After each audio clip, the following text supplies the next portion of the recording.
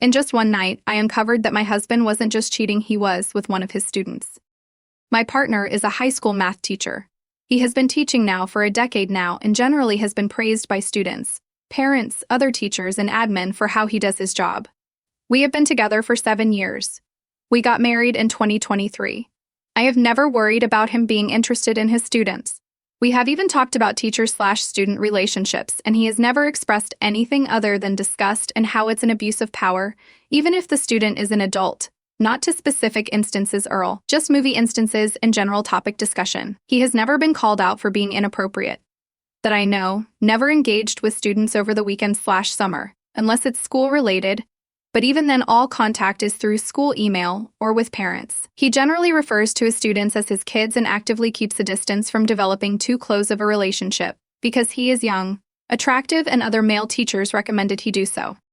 Okay, here's what happened. Around March, we were at the movie theater one evening, and I noticed a gaggle of girls staring and pointing.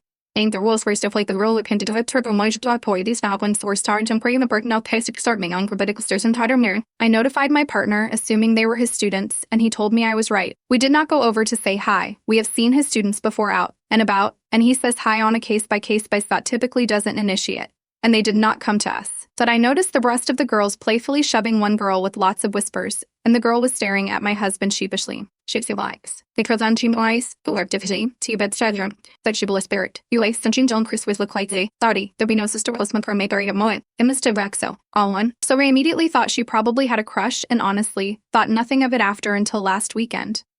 We were celebrating Canada Day at a barbecue with family and my husband was pretty wasted. At one point, he went to the bathroom and didn't come back for so long I was worried he was getting sick, so I checked on him. When I knocked and said it was me, he said he was okay and would be right out but didn't unlock the door. The tears sinks our own. He stayed in the bathroom for another / till the 10 minutes. Super unusual for him, but it could have been anything. Later that night, I woke up around 3 and he wasn't in bed. Worried again, I got up and found him on his phone in the living room. This is also unusual. When I asked what he was doing, he was definitely surprised and hit his phone screen. He said he couldn't sleep and didn't want to wake me up by watching videos next to me in bed. We both went back to sleep together. The next morning, he was hungover and slept in. I went through his phone. I have never not had a reason to trust him, so I have never gone through his phone. I found nothing of interest except for the Snapchat app, which was not logged into. He used to use Snapchat, but from what I knew, hadn't in years. I honestly assumed nothing finding the app and figured I was reading too much into things. Last night, I saw a Snapchat notification pop up on his phone while we were watching TV. It was out of the corner of my eye, but the logo is too recognition to mistake. My heart fucking dropped, because knowing he was logged out last week means he is definitely using it secretly. I pretended like I didn't notice, and a couple minutes later, he got up to take a long poop. I cried while he was in the bathroom. Shortly after, I said I was going to bed early, and he stepped without me. He's on summer break. When I got up for work, he was still passed out. I went on his phone and found no Snapchat app. It was then that I knew something was shady for sure, and when I looked up Snapchat on the home screen, it was there, just hidden in a folder of apps disguised as cooking and workout apps. He had not logged out of Snapchat, and when I opened it, there was only one conversation with a real human, and it was a girl. And it was her. So there was no evidence of conversation between them because, for those who don't know, Snapchat deletes previous messages for good. So I was ready to confront him for cheating with basically zero evidence, but decided to keep snooping for something concrete. In that same disguised folder, I found that he had all the Vans downloaded. The only content creator he was subscribed to had the same username as the woman on Snapchat, but it's his fucking student. Yeah, the one from the theater who was blushing. I have never clocked a face so fast. I am 100% certain. We make fun of on the Van Simpsons, so I was already disgusted, but I actually threw up when I found this. I was scared I was going to wake him up and genuinely didn't know what to do, so I put his phone back and left for work. At work, I did some sleuthing and was able to find the girl's Instagram/Twitter accounts. She's 18, and from grad photos I can tell with certainty that she attended my husband's school. The same on the Van's link was in her Twitter bio. He has texted me normally throughout the day, and I have not responded to any but to tell him I have to go to my parents tonight, but in reality I am still at work because I don't know what to do. The reality is that this is fucked up, but she has graduated. Is this now just the same as any old affair? I don't even know if she was in any of his classes. I don't know what to think. I don't know what to do next. Lawyer, should I ask my husband and see what he says? Should I ask her? Relevant comments? Comments BlueCat 1011. This will not stay a secret for long. If the other students know, this will come out sooner or later. Someone will post something, her parents will find out, but eventually it comes out. Best to protect yourself and get your own legal advice as well as counseling. Your husband is not who you thought he was, and that's a really hard thing to accept, so take the time you need to figure that out. However, you don't know if this was the first time he did it or the first time he got caught. So either way, he should not be working in a school ever again and should be reported. AF_AF yeah, secret slick. This don't stay hidden for very long in high school. The girl's friends know, so other people know, and the farther from that inner circle you get, the less people care about keeping anything hidden. His career is doomed. Mel 221144 a teacher watching a student on OnlyFans is bad enough to leave. You don't need proof. Almostine honestly I agree. Whether they have a physical relationship or not, he's viewing intimate material of his student and obviously conducting sort of relationship with her. That's horrific behavior. I would certainly consider it infidelity, and even if they weren't in active communication, his desire to view a student in a sexual context would be enough for me to be done with the relationship. Nidans and Seisha to even underscore budget 2078. And okay, so you saw her at the movies in March and her friends were definitely acting like something was up with her specifically. And when does the school year end in Canada? Meaning, did she just graduate in May or June and would have been at the high school in March? I went first the passion on the bookward to the Maria Portuguese on their base of Worcestershire Quarry from past the Prashachi, and wasted tired to find time. On Zato, still school year vision since. You need to see a lawyer. Do not talk about this with your husband for now. Do not talk to her. Please don't do that. That is not a good idea at all. Are you considering divorce, or are you mainly concerned about ramifications to his job? I think you should talk to a lawyer about divorce, but that's me. For his job, this is up to you and I will not judge you if you don't, but please consider telling the school. I'm sorry, but you now know your husband is a risk to his female students. I'm not saying it's a sure thing that he'll prey on another one, but he is a risk and I think you know this. So if you know this, what is your obligation to girls at a school? Maybe just to add that it is not okay for teachers to groom students, but not act on it until they leave. Isola Shawnee need to feeble roles the plea to fond to hadding. Ibi semen is vitamin tium on the withive. Oak school here finishes end of June, but high school students are done earlier to complete exams, so mid-June. They graduate in May, as in celebrate and walk the stage, but return to school for exams. Divorce, for sure, unless I am mistaken. But I am also praying I am, trying to find any way that this could be acceptable or ignored, because I'm heartbroken. My heart is shattered. I know I have an obligation to protect his students, but I'm struggling to this of this man as the one I married. I can't even think straight. What kind of lawyer do I get? I've never had one before. Just divorce lawyer. Will they tell his school if I confide in them before I know the truth? Sale Bluey, you have the girl's name. If so, would confront him by asking about her. It ask when did he first subscribe to her of account, just casually. When he denies, I would ask if it was before or after they started snapping each other. Is it a paid subscription? Also, you can see when the app has been downloaded if on an iPhone you go to your apps in your settings. It will tell you the date of when the app was downloaded, even if it's since been deleted. Your husband is gross too. This is a reminder to all PPL that usually when someone is sue against something, there is a reason. The reason is often because they are attempting to cover up what they really think it's at, because they believe if they show they are vehemently against it, PPL will think that's true. Just like PPL who cheat often would be the first to discuss how horrible cheating is. Yes, I know her name. So is there a chance that he is not engaging and just subscribed? A chance that he has her Snapchat but isn't talking? So is there a chance I'm wrong? Should I check when it was downloaded before I ask? So if he downloaded it after the school year ended and has not been engaging, is this the same as porn? It feels worse. Black at Sneak Attack Honey, you know the answer. You just want to believe in who you thought he was so badly. So why do you think the girl was so blushy? She knew he was a subscriber. I know. I'm too. So but then I also think that I don't know without proof. Is what I have proof? We share a mortgage. And a cat. We have shared investments. We just passed duo, our 1-year anniversary. So I thought I knew him and now I don't even know if I can go home. I don't know where to go. We've never so much as even had a fight where one of us sleeps at a friend's. If I go to my family or friends, they will press me and then I can't take anything back. Update 1. My post blew up and there were many updating comments, so I wanted to update. I went to read every single comment, but there was too much to reply to. To clarify some things, no, I didn't have pictures or screenshots of the Snapchats or on the vans. I was so upset I didn't even think about it until afterwards, and I thought there would be another chance to get them. I realized I fucked up. For some of my early comments, my brain was still reeling. I am 100% leaving my husband, to make it clear. It took me some time to come to terms with what was actually happening and the fact that I was in denial, but Reddit helped me get there, so thanks. The comments were about 50550 split between talking to a lawyer or my husband first. So the reality is that I didn't think resting anywhere else to go at the time, and I was so emotional last night and felt like I needed to know. So I wanted to confront him and rip off the band-aid. He called me while I was still at work, and I ended up telling him we needed to talk. He seemed thrown off by this and canceled plans to stay in. I didn't get home for almost 3 hours after that, crying and deciding what to do. Ultimately, I went home. If you're ever in the same position, don't do what I did. I wanted to follow the advice of many comments by basically saying I know about her. But I really wanted to get pictures of the evidence first, so I planned on playing it cool, saying never mind, all is okay, so until we went to sleep and then seeking back on his phone. I shouldn't have said anything on the phone, but my emotions got the better of me. But when I walked in the house, I immediately felt like he knew that I knew. He said, "What's up?" Super standoffish. She seemed off, and whatever I said on the phone must have tipped him off. Should be. Either that, or he was able to tell that I was on his phone in the morning somehow, pretending to be asleep. I'm not sure. So I couldn't control myself and got super emotional and confronted him on the spot. I asked if he had on the Vans. It was the first thing out of my mouth, and he literally said no. So what did you want to talk about? I told him I knew that he did, and he denied. I told him I went on his phone this morning and scoffed and walked away. I followed him crying and screaming that I knew he had only Vans and Snapchat, that I was leaving him, and finally cried out something about cheating with his students.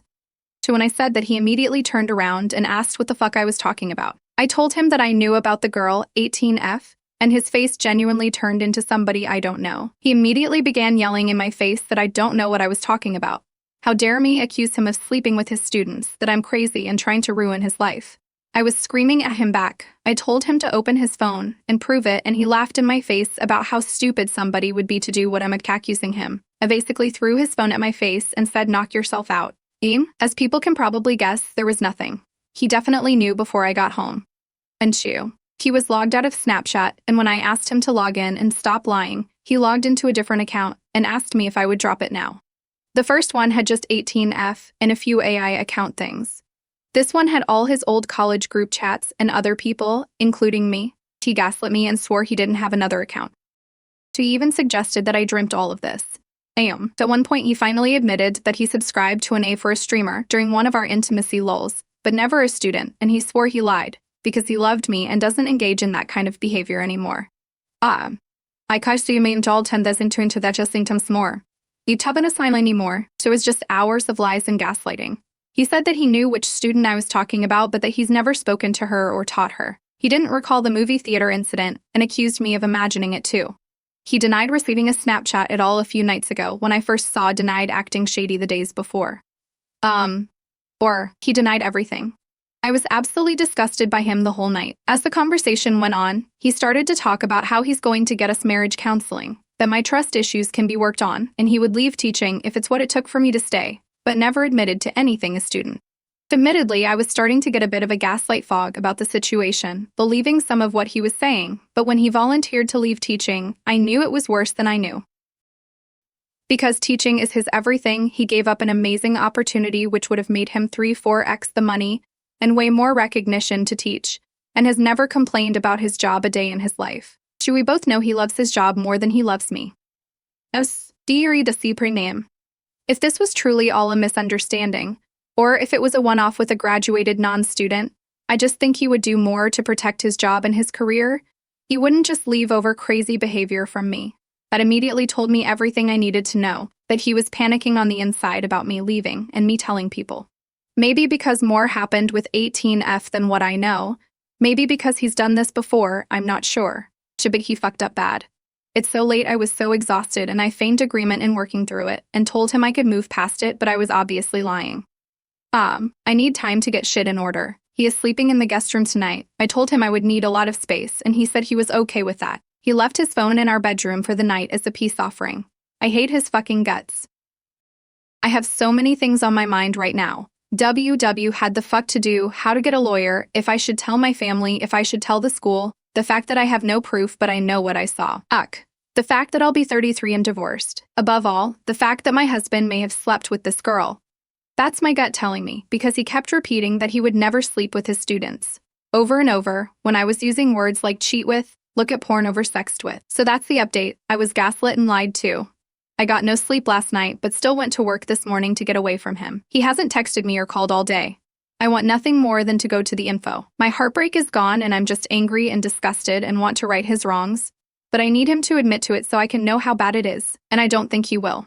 I was thinking of telling him that I reached out to the girl. I'm not going to and see if that freaks him out enough to come clean. But what if she doesn't know / he's using a fake account or just saying I have proof, even though I don't? Anybody have any good ideas in the meantime? Looking for divorce lawyer ASAP. Have no idea where to go from here. Besides, start the divorce process edit. I am quickly edited to add because so many people are saying I don't need proof to divorce. And I know that I'm leaving him 100% regardless. But I really want some proof. I want to prove to him that he can't lie to me and get away with doing this. I also think most people in his life will not believe me without proof. I'm scared of my name being slandered, and I'm getting off scot-free, or maybe even making me the bad guy for falsely accusing. I also want to know the extent because I need to know if he is sleeping with students or just being a creep. Now, second story, I won a contest to see Money in the Bank 2024. So because I'm in a wheelchair, they cannot accommodate me. I was thrilled when I got a DM on July 2nd that I had won 2 tickets to say Money in the Bank at the Scotiabank Arena on July 6th. So it must be noted that I am a left leg amputee in a power wheelchair. My wife and I scrambled around to find a way to Toronto on such short notice, but managed to find our local cab company with a wheelchair van that would bend over backwards to help us get there. Anyone who is in a wheelchair or has limited mobility will know that pre-planning is key when it comes to a successful outing. I let them know in my DM back that I am in a wheelchair, so accessible seating is needed. They assured me that they were contacting the vendor to get the appropriate seating, and that they were excited about me going. My wife was worried as she looked at the seating that was left ticket-wise and saw it was a pretty slim amount of seating remaining. We were assured, though, that they were working on it. Today, July 3rd /2 p.m. today, I got an email from them saying that they were unable to secure accessible seating. I am absolutely devastated. To have such a cool experience offered to me was a true miracle. There is no way in my life that I would ever be able to afford to go myself, as I am on disability support. Disability supports are woefully inadequate, and I have been a disability and poverty advocate for the last several years. Since I lost my legs 7 years ago, I have not been able to afford to leave my city to travel very often as a wheelchair van is super expensive. It was a real stretch to be able to afford to even get to Money in the Bank. My wife and I have been saving wheelchair taxi scripts, like half-price coupons that you can buy each month through our city, for years, and we're so happy that we figured out we had a gummo. They have offered me the rate of 2 tickets $300 as per their contest rules. But how can you replace an experience like this for a guy that cannot even dream to have an opportunity to see and experience a show like this and get to the city? It's like dangling something so fantastic in front of you, being just out of reach, and yanking it back at the very last minute. I think this was very poor planning on the contest runner's part. I am surprised that they would leave drawing the names of contest winners until 5 days before the event. Figuring out how to wrangle a trip is not easy for a lot of people these days, especially if you are disabled. This is Disability Pride Month and I am a proud disabled person. But this makes me feel lesser than. I am so devastated. I fight so hard in my community to ensure that events are accessible to all. I'm on City Council Accessibility Advisory Committee. I speak regularly with local groups, organizations, and schools about disability and Indigenous rights. This makes me so sad that nothing could be done because of their poor planning and lack of foresight. I have been an on and off fan of WWE since I was little and have been to a few house shows, even a network event in my manual wheelchair before I lost my leg. I was in such high spirits knowing that I was going to be able to see Cody Rhodes, Seth Rollins, Drew McIntyre, the women's division, and most of all Kevin Owens. I don't expect anything to happen from telling my story, but I had to tell someone or vent in some way. I feel excluded and defeated. Update 1. Local TAV news station contacted me in an interview in tomorrow. I wanted to say thank you to outpouring of love and support from everyone and everywhere. Showing I'm utterly humbled by your empathy and kindness. Whatever happens, happens, but I am blessed to have known such kindness for my situation. I've been told that some people in WWE have been contacted. So whatever happens, if I don't get to go, then I hope this doesn't happen to anyone else. Like maybe people become more aware of accessibility and the like. It terrifies me that what if this had happened to a kid or something, right? I'm an adult and I can take bad news, but this struck home hard for some reason. I'm a spiritual person, A.N.D. I want to thank you for the well wishes and thoughts tonight. It has been overwhelming and I'm not afraid to admit, it has made me very emotional and I've cried cause I don't know what to do with all these emotions. And so purdating carried for period the tears are doubted towards his brock and tired it was horn session green I'll just shirt days with the comes of booster deliberance whether McIntyre or mutt. So we're Southern I'll update after I speak with the reporter tomorrow.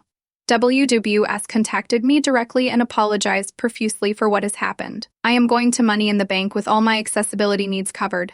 This is a good ending. Whatever happens next is magical and unexpected. Thank all of you who posted and helped update too. Rody Rhodes just called me personally and we talked for like 5 minutes. The American nightmare made a Canadian dream. 3. I do not deserve this. This is beyond words and I am stunned by the scope. 3u/WWW gifted me this cool briefcase and replica belt and escorted me inside, and they were so kind and warm. I've done a few TV10 reviews and I hope I don't cry or something. I have met so many people from here and Twitter, and you guys are absolutely wonderful. Cole, thank you for welcoming me into your space for this moment in time. This is unbelievable. Update 3. Tonight was astounding beyond words. I have met and interacted with so many of you from this subreddit. You were friendly, gracious, and generous with your time. WWE either way for me and treated me super well.